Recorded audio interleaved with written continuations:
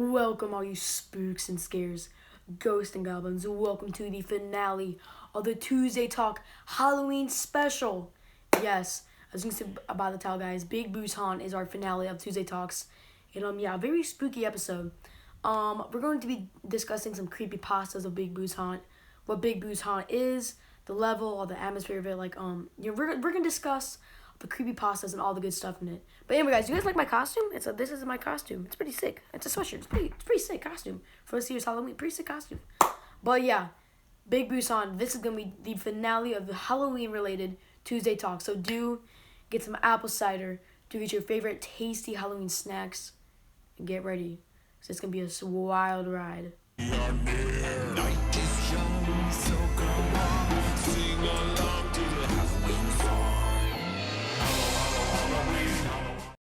Okay, so you all probably know what Big Boo's Haunt is by now, but I'm just going to explain it anyway. So Big Boo's Haunt, also known as Big Boo's Mansion, or the Haunted House, is a 3-story mansion owned by the Big Boo, located in a small cage. It's the 5th course in Super Mario 64 and Super Mario 64 DS. Instead of accessing the course via painting, the player must travel to the Mushroom Castle's courtyard after they have collected 12 Power Stars, 15 in the DS remake, and they must defeat the Big Boo containing a small cage. When near the cage, the player's character will shrink down and enter it. It is the only course in the original game that does not share its theme with another course and has the most encounters with enemies containing stars. With Big Boo being fought 3 times and Big Mr. I being fought once, the background is that of a moonlit night in a dark forest as well as a howling wind.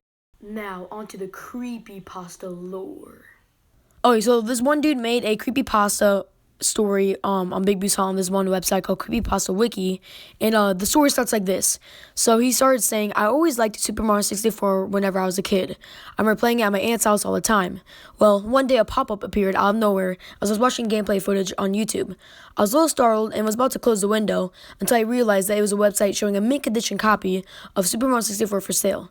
There's a picture and everything. I usually don't trust these things, but the feeling of nostalgia overpowered me and I wanted to buy it. The whole business was peculiar, seeing as how the owner of the game wanted the buyer to send an envelope containing $10 to an address on the site, instead of using something like PayPal. What made things even more strange was that when I tried to gain access to the website after encountering problems with the game, the page was nowhere to be found. A few days after the $10 was mailed, I got a package containing the new copy of the game. The first thing I noticed when I opened the small box was that the official sticker with Mario flying in the air was apparently peeled off or something.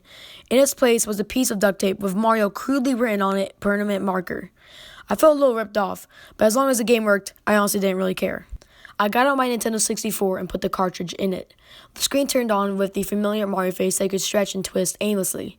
I remembered laughing all the time at the results as a kid and decided to mess around for old time's sake. I moved the cursor over to Mario's ear and pulled it. I was going to do the same for the other ear when the TV suddenly produced loud static.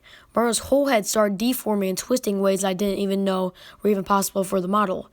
Random sound effects from the game started playing along with the static.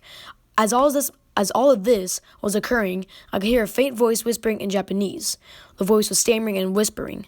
I immediately shut off the game and tried again. I didn't bother with the Mario head this time, just selected a new file and started playing. When I selected the file, the game skipped the opening monologue by Peach in the courtyard outside. Mario was just placed right inside the castle. Creepier still, Bowser didn't even say anything either. I tried to ignore it and play it anyway. However, I also noticed that there's no music, just dead silence. There weren't any toads around to talk to. The only door I could enter was the Bob-omb Battlefield. The other doors wouldn't even respond to my button commands. The portrait to Bob-omb Battlefield wasn't the usual picture. It was just a stark white canvas. I was still trying to convince myself that these were just minor glitches and that they wouldn't affect the gameplay at all. Once I entered the portrait, the image suddenly went from black canvas to the lethal lava land painting. You know, that slightly unsettling image of the flame with the evil smile. Yeah, that's why I started getting really suspicious. The mission select menu came up, and yet another weird detail was present. Instead of big bomb on the summit, the mission was called Turn Back. I had no idea what drove me to press A, but I did. The level seemed normal, everything was how I remembered it. I thought I could finally enjoy my favorite childhood game, but then I saw him, Luigi. I was absolutely shocked. He was never in this game. His model wasn't even a Mario palette swap. He looked a completely original model. Luigi just stood there until I tried to approach him. He started running at unexpected speeds. I followed suit and went through the level. Strange things happened as I pursued him. Each time I picked up a coin, the enemies and music would get slower, and the scenery would look darker in color and more morbid. It kept gradually getting worse until I collected a fifth coin. Then the music just stopped. The enemies lay down on the ground like they were dead. I was seriously freaked out, but I kept chasing Luigi. So I went up the hill. No cannonballs rolled down trying to knock me over. Really wasn't surprised at that point. Luigi was always just out of my sight as I ran. Once I reached the summit, I saw yet another object out of place. A small cottage was all that was seen on top of the hill. Luigi was nowhere to be found. The cottage was certainly looking odd for a Mario game. It was old, plain, and broken down. Regardless of my fears at that point, I had Mario enter the cottage. Cottage, not college. What? Cottage. Oh, anyways, as soon as the door closed, a disturbing picture of a hanged Luigi immediately popped up with a very frightening scare cord. It sounded like a violin screen.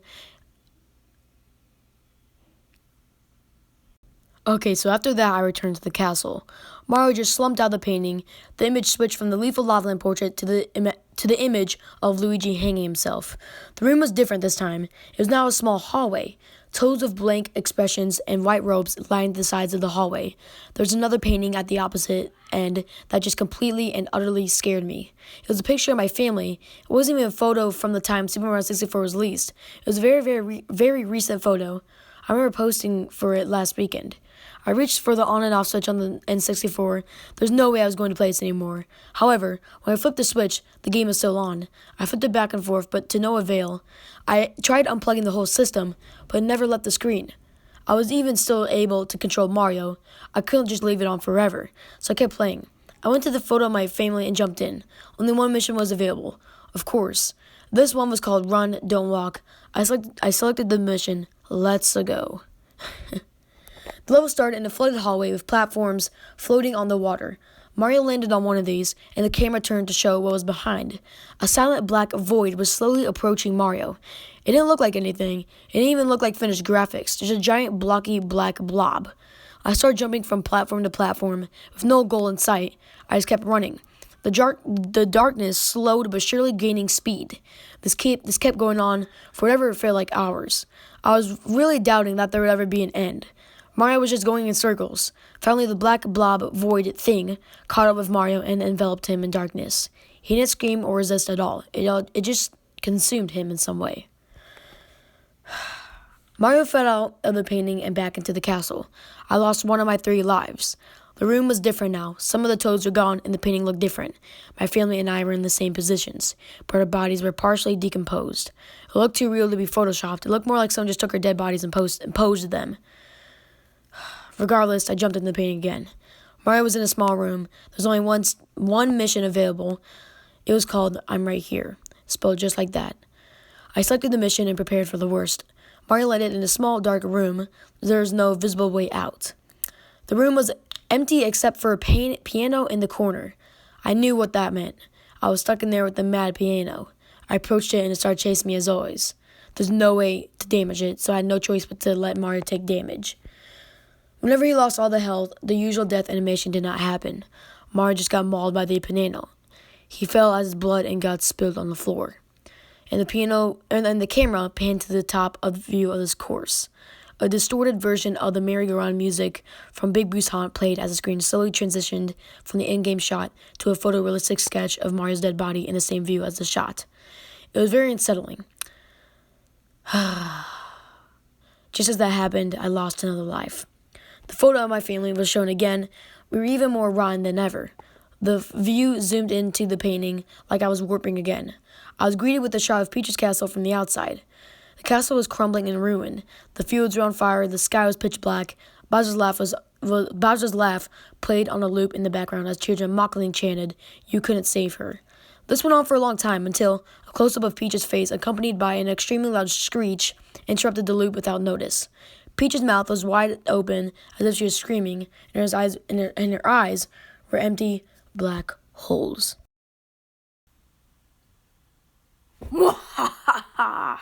Ladies and gentlemen, I really do hope that you guys indeed enjoyed this Tuesday Talk, the finale of Tuesday Talk Halloween-related videos.